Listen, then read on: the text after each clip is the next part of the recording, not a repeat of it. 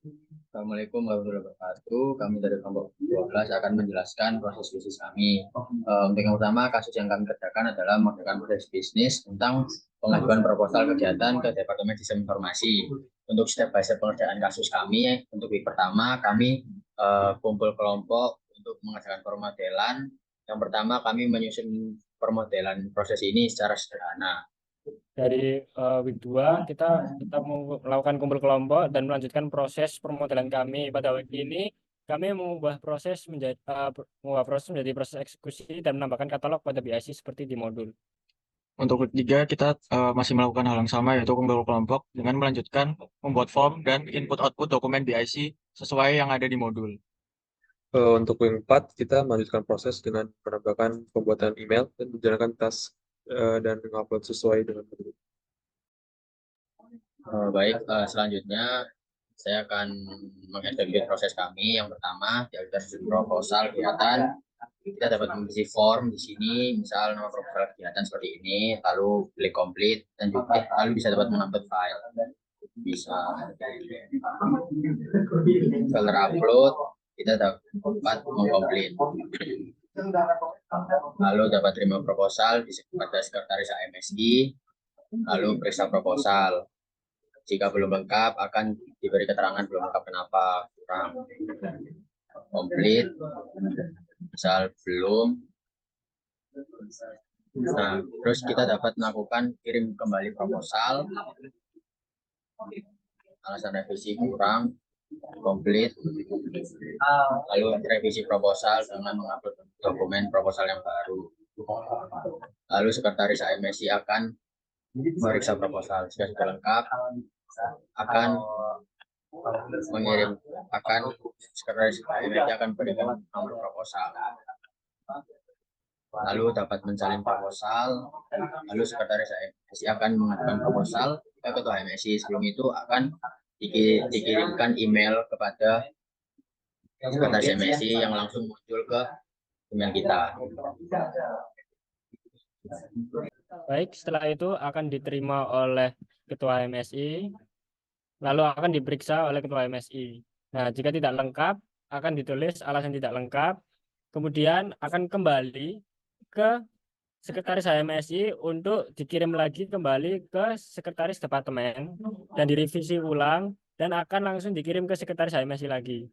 Nah, selanjutnya jika sudah kembali lagi ke periksa oleh ketua HMSI, kita tulis lengkap. Selanjutnya akan ditandatangani oleh ketua HMSI. Setelah itu akan diajukan ke sekretaris HMSI menggunakan email seperti itu, akan langsung kirim ke email. Lalu proposal akan diterima oleh TKK. Selanjutnya akan dilanjutkan teman saya Giar. Oke, setelah itu TKK dapat menerima proposal dari sekretaris MSI, kemudian TKK akan memeriksa proposal, dicek kelengkapan proposal apakah sudah lengkap atau belum.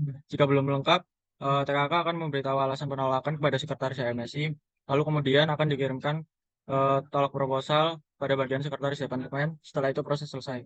Jika lengkap, TKK dapat menandatangani proposal. Setelah itu, TKK akan kirim proposal pada kepala departemen.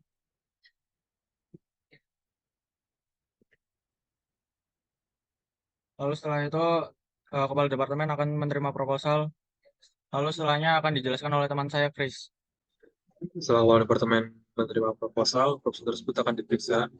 Eh, kalau sudah, proposal tersebut akan ditandatangani dan setelah itu proposal akan dikirim ke sekretaris HMSI dan akan diteruskan lagi ke sekretaris departemen.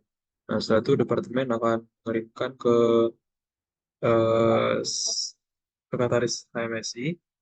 Lalu sekretaris HMSI akan menerima proposal tersebut dan disimpan dalam bentuk arsip database yang bisa di-download. Setelah itu proses selesai. Setelah proses selesai untuk publish, kita bisa pencet publish, kita tulis tugas. Nah, di sini akan tulis publish start karena memang saya sudah pernah publish. Lalu kita lihat di diagram, kita chat.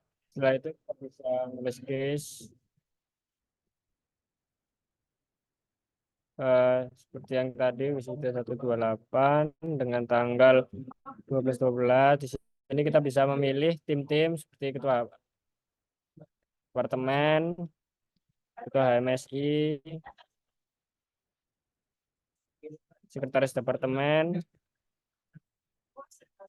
sekretaris HMSI,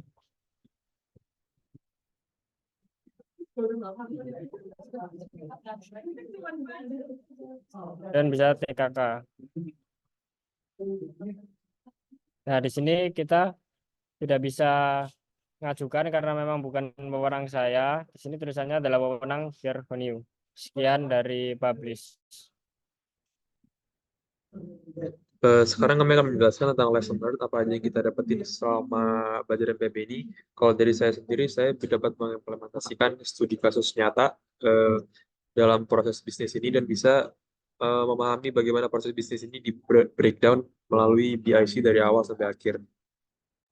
Baik, kalau dari saya, menurut saya mendapatkan ilmu bagaimana proses bisnis dapat kita pilih yang paling optimal dan cara mengaplikasikannya maupun dalam pekerjaan ataupun kehidupan sehari-hari. Baik, kalau dari saya pribadi, saya mengerti bagaimana cara proses bisnis berjalan dan bisa mengaplikasikan BIC dari awal hingga step akhir untuk proses ke depannya. Baik, untuk saya yang dapatkan itu, saya mendapatkan wawasan baru bagaimana cara membuat proses bisnis dengan baik yang bertujuan agar bisnis dapat berjalan secara efisien. Terus untuk BIC ini yang saya dapatkan itu di BIC banyak tools-tools yang sangat berguna dalam membuat proses bisnis ini yang bertujuan prosesnya menjadi efisien dan lebih berguna. Sekian dari kelompok 12. Mohon maaf bila ada salah kata. Wassalamualaikum warahmatullahi wabarakatuh.